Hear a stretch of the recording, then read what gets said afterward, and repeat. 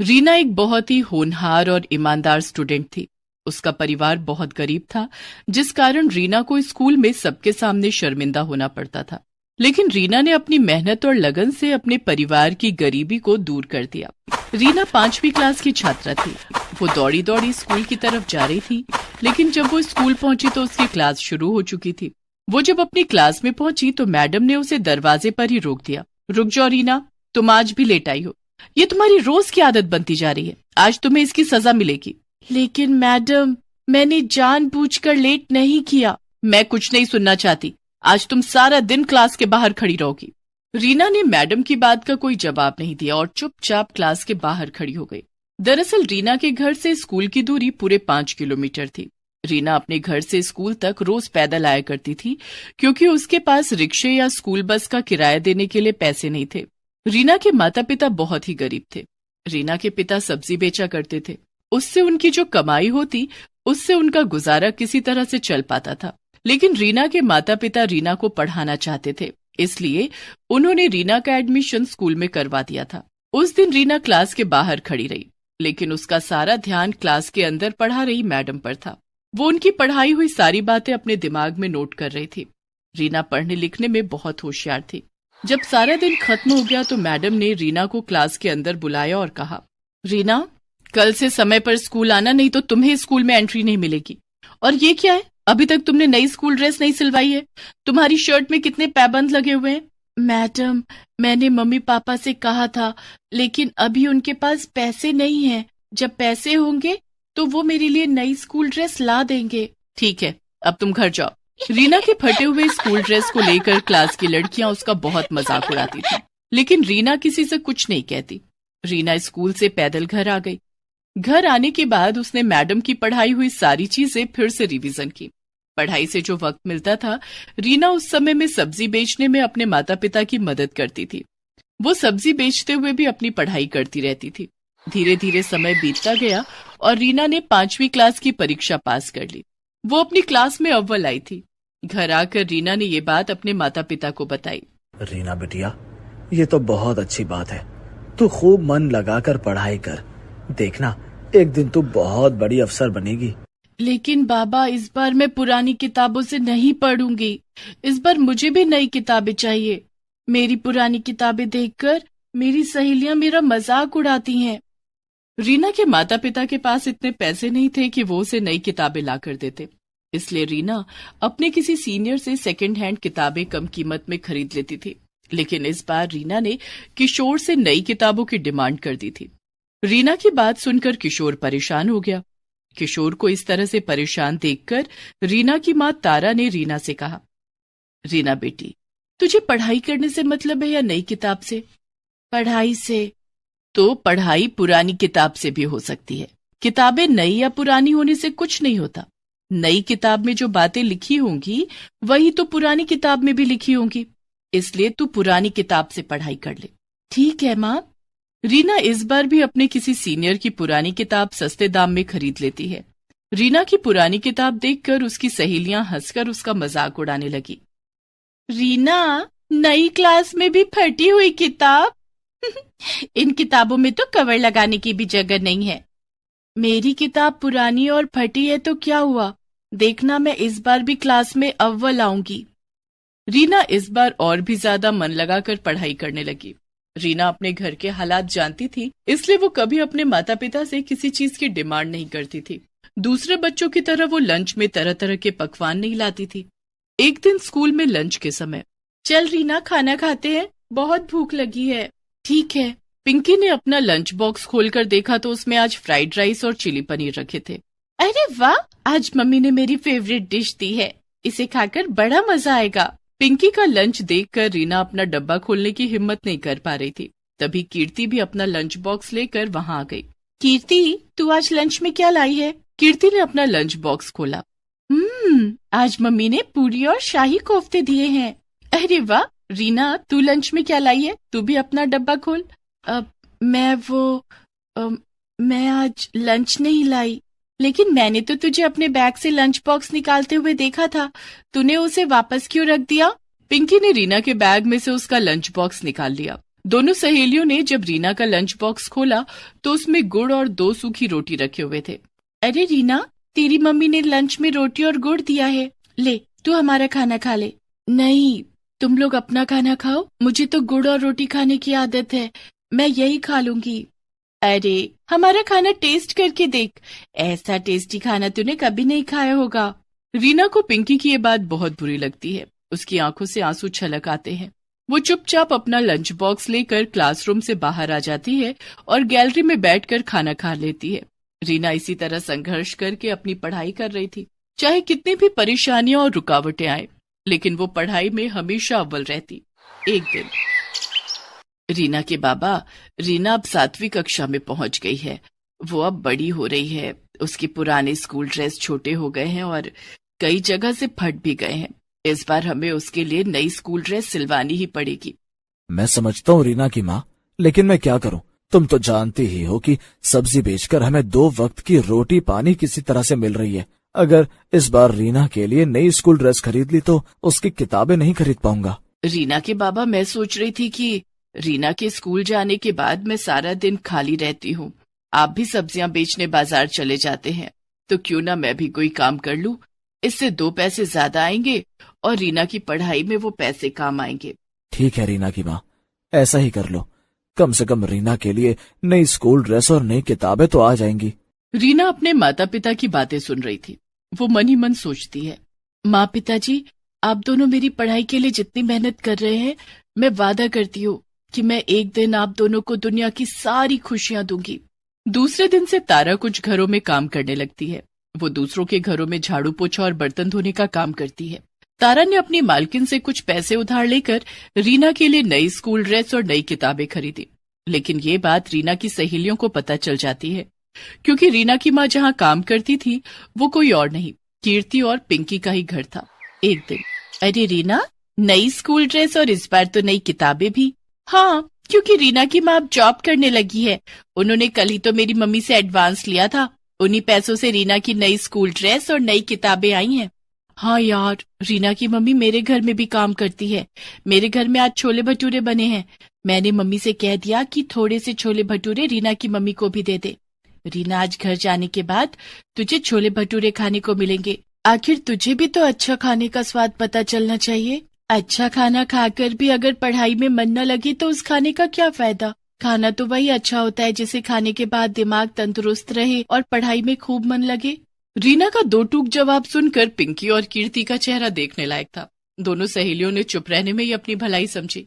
धीरे धीरे समय गुजरता गया और रीना 7वीं से 8वीं और 8वीं से 9वीं और 9वीं से 10वीं कक्षा में आ गई। वो हर कक्षा में अव्वल आती। रीना बेटिया, तू अब 10वीं कक्षा में आ गई है, खूब ध्यान से पढ़ाई करना, तुझे अपनी पढ़ाई आगे भी जारी रखनी है।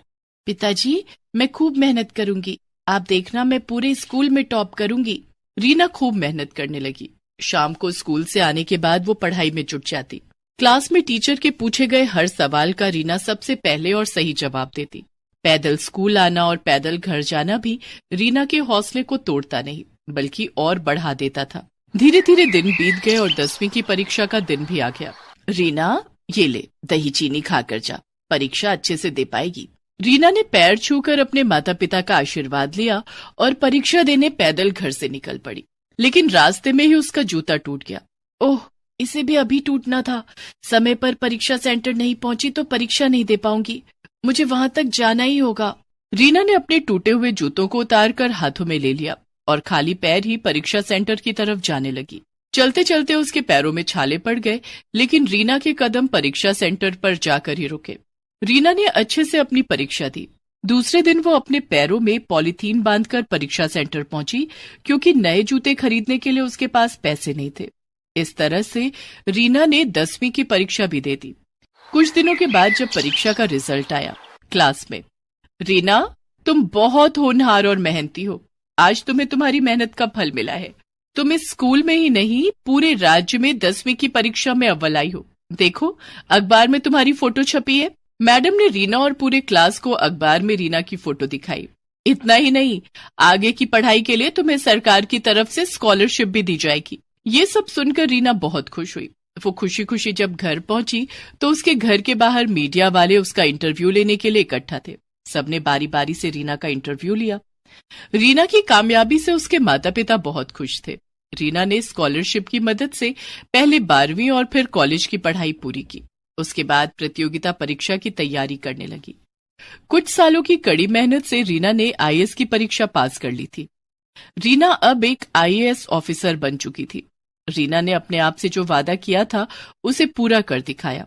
उसने अपने माता पिता के कदमों में दुनिया की सारी खुशियां लाकर रख दी।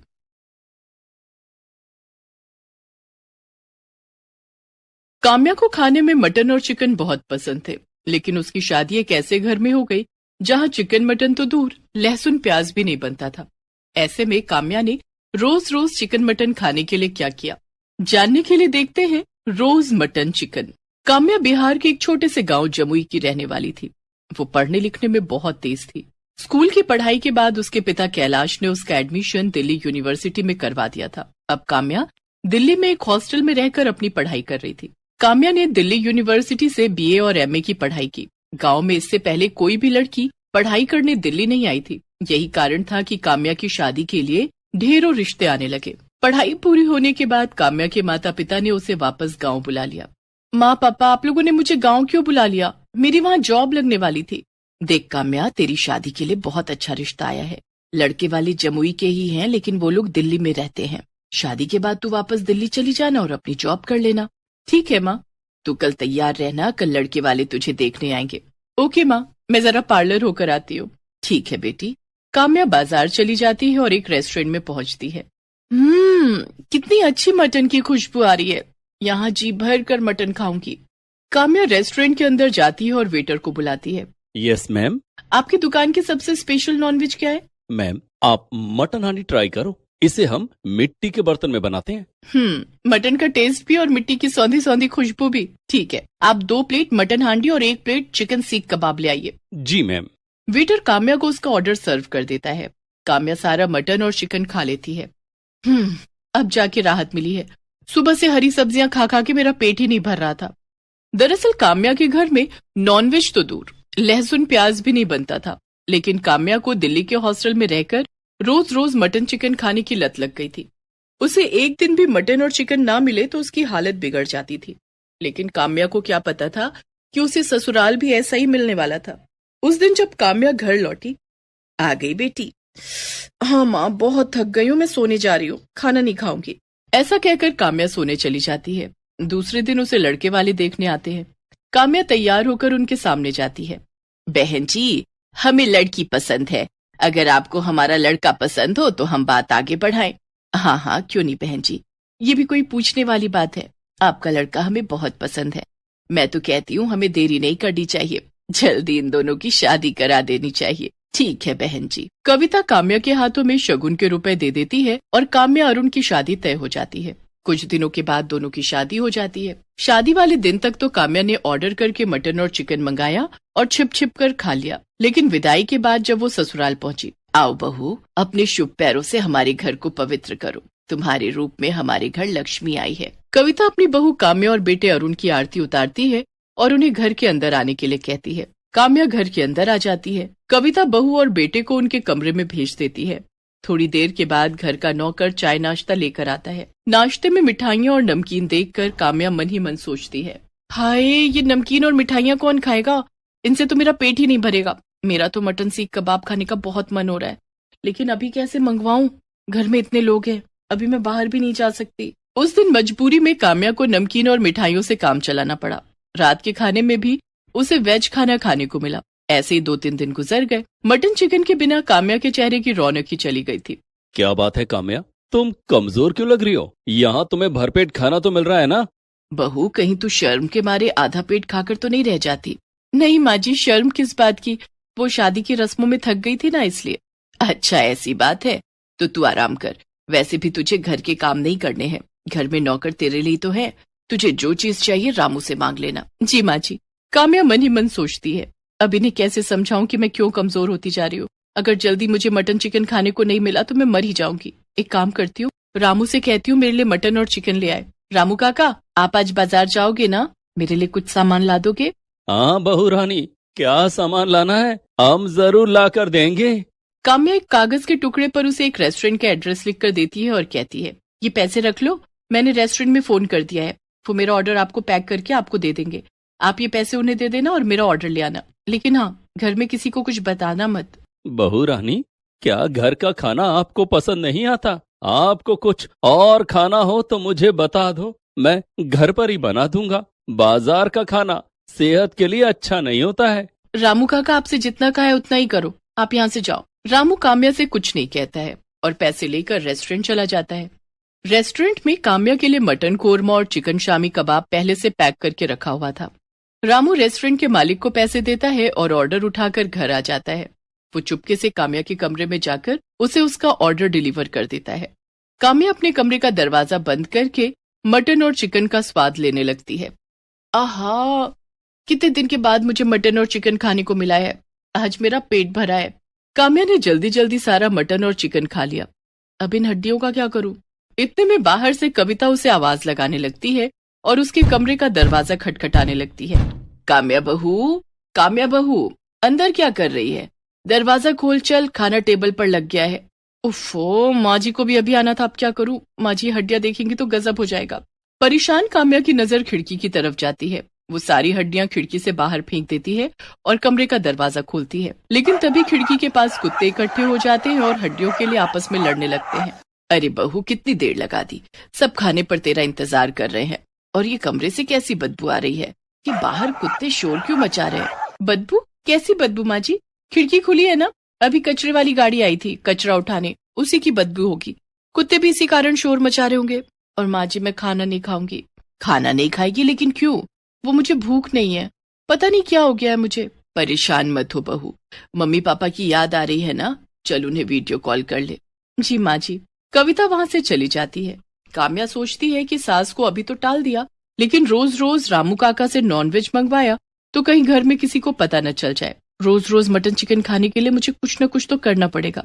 काम्या थोड़ी देर सोचती है, हाँ ये ठीक रहेगा, मैं जॉब ज्वाइन कर लेती हूँ, रोज बाहर निकलने का मौका मिलेगा और इसी बहाने रोज मटन चिकन भी खा लूंगी। मैं आज ही अरुण से बात करती हूँ। उस दिन जब अरुण ऑफिस से घर आता है तो काम्या उससे अपनी जॉब की बात करती है। ये तो बहुत अच्छी बात है काम्या, घर से बाहर निकलोगी तो तुम्हारा दिल लगा रहेगा। मैं माँ और पापा से बात कर लेता हूँ, मुझे विश्वास है कि वो तुम्हें जॉब करने से नहीं रोकेंगे। अरुण और काम्या कविता और महेंद्र से बात करते हैं। वो दोनों भी काम्या के जॉब करने के फैसले से बहुत खुश थे। काम्या अब जॉब की तलाश करने लगती है और घर से बाहर निकलते ही उसका रोज रोज मटन और चिकन खाना शुरू हो जाता है। कुछ दिनों के बाद काम्या को जॉब मिल जाती है। काम्या अब रोज ऑफिस जाने लगी थी। उसके ऑफिस के सामने एक रेस्टोरेंट था जिसमें नॉनवेज के ढेर सारे आइटम मिलते थे। काम्या कभी घर से लंच नहीं ले जाती थी और रोज रोज रेस्टोरेंट में जाकर मटन और चिकन खाती थी। एक दिन, काम्या बहू, तू लंच लेकर ऑफिस क्यों नहीं जाती? सारा दिन भूखी रहकर काम करेगी तो तेरी सेहत पर बुरा असर पड़ेगा।